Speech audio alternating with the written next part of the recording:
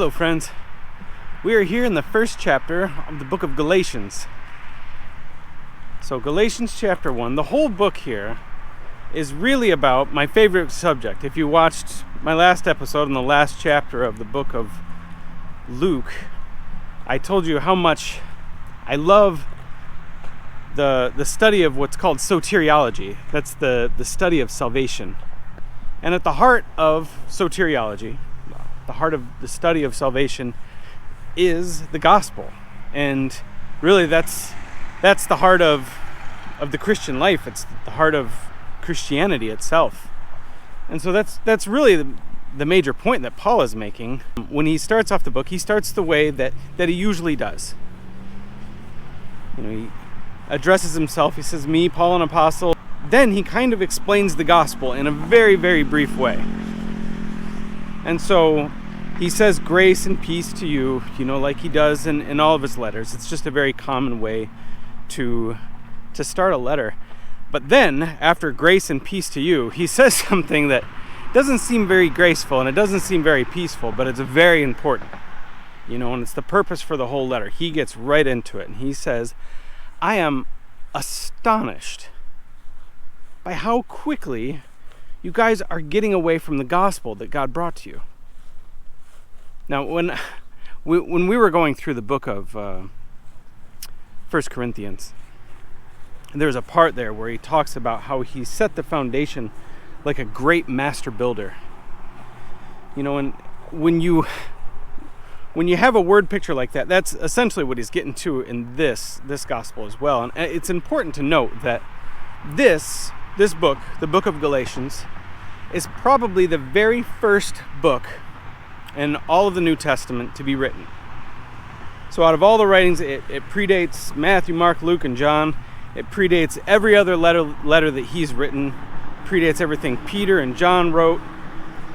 So this is the first bit that we have here in the New Testament, and it's all going about people that have already strayed from the gospel that has just been established. Now it's important to note, and I mentioned when we went through 1 Corinthians and he was talking about laying the foundation, that I went to the St. Louis arches and they said if you put just a piece of cardstock underneath one of the arches and it brought that arch up that much, just one piece of cardstock, he said the two tops, they would have completely missed each other. But by one little bit, if you go up that high, it makes a big difference. And there's this idea that before I was, what I do now, I was a bricklayer. And when you're a bricklayer, it's very important that you have that guideline. They just set like a string on top, and then you know that you're laying the brick straight. Now, there's something that happens every now and then, and it's a horrible thing, especially if you're like the owner of the company. But on the sides, you have a special ruler, and you measure the brick, and you figure out how big you want the mortar joint to be, and you can set different lengths there. There's a special ruler, and a lot of times it'll be like, okay, we're going to do it at setting 4, we'll say. And you go through and you mark on a board all the way up. Every time you see the number 4, you can make a little dash with a piece of pencil. And you do that on one side, you do that on the other side, and as long as it's the same on both sides, you're fine. But every once in a while, somebody will put on one side, they'll mark 4, and the other person will mark 3. And so you'll work all day on a wall, a giant brick wall, until you get to the top, and you'll realize that on one side there's a whole nother course to go, and on the other side it's done. That's what we call in masonry jargon a hog, and it's a horrible word. When I was on a bricklaying crew, we wouldn't even be allowed to say the word hog. It was bad luck. So it means that you have to basically tear down the entire wall, which takes another half a day, and then you got to start from the bottom again. But what Paul is saying here is, I can't believe how fast you guys have hogged this wall. I can't believe how fast you guys went from a pure gospel to something that is not the gospel at all. If you think of generations, this is 2,000 years ago. If you think of how in 2,000 years, they're going to have to make sure that this is the same gospel that it was when it began. That it's not straying from this guideline that Paul is setting the foundation for. And so Paul is saying here, he said, even if an angel from heaven comes down and tells you a different gospel than the gospel that I'm telling you, and people follow, let that person be accursed. And it's so important that Paul says it twice. He says, let them be accursed. If anybody or any angel comes from heaven and preaches a gospel different from you, let him be accursed. Very important when you see things in the Bible and they're mentioned twice. He's saying this is so important. What's interesting is that you have religions like Mormonism, where they have a gospel that's contrary to gospel because it came from an angel. And then we have, there's Islam. It's coming from an angel, and it's contrary to the gospel. So that's what he's saying here. You can't take the word from that, because what he is setting down as the foundation is true. Now, what he's doing for the rest of the chapter here is he's making one point, but the point he's making has two different ways of looking at it. So one of the ways that Paul is going about this is he's saying, I am not doing this to please man, and I'm not doing it to please myself. Essentially, what his point here is that I was brought up in Judaism. And I was persecuting the church. And so it does me no good as someone who is so zealous for the other side to be preaching the gospel in this way. This is not something that I wanted to believe.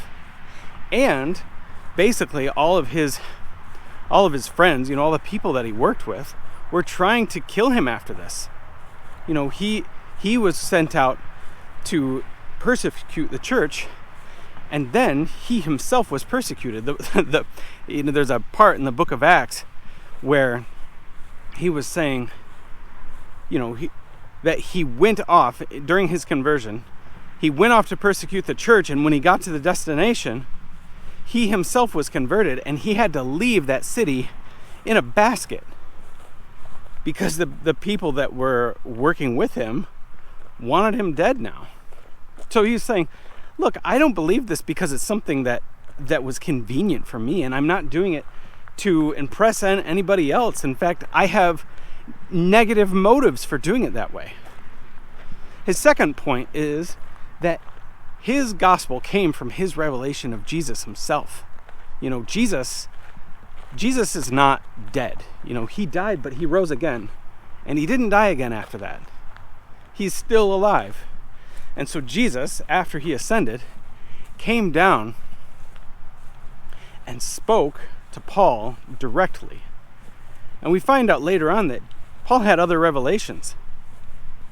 So there was 3 years before he even connected with the 12, with the original people that were with Jesus and were charged with Jesus for spreading the gospel. He didn't even connect with them until 3 years later. And during that time, he was spreading the gospel, what he understood to be the gospel. And then after the 3 years, it says that he met with Peter for 2 weeks, and they had the same gospel. They didn't differ on anything. The people that followed Jesus for his entire ministry had the same gospel as the person who was persecuting the church and got revelation from Jesus and the Holy Spirit directly. And so what this gives is validity to his argument here. This is the real gospel. It doesn't just come from people that wanted to believe it, like the 12. It comes from me, someone who has no reason to believe it, but does because it's true. And when we compare what we are teaching they line up exactly. Now there's other people that are coming after Paul that are distorting the gospel just a little bit. And what he's saying here is this is not right. We need to constantly come back to the Bible, which is our guideline. We need to come back to the gospel, which is a guideline. And we need to make sure that, 2,000 years later, that we are not changing what has been brought down to us. And we also need to make sure that, if things go on for another 2,000 years, that it's also the same, that it's the gospel that God has given us. So that's what this book is about. That's what chapter 1 is about. I hope you enjoy the rest of this book, the book of Galatians. And I'll see you tomorrow. Have a great day. Bye.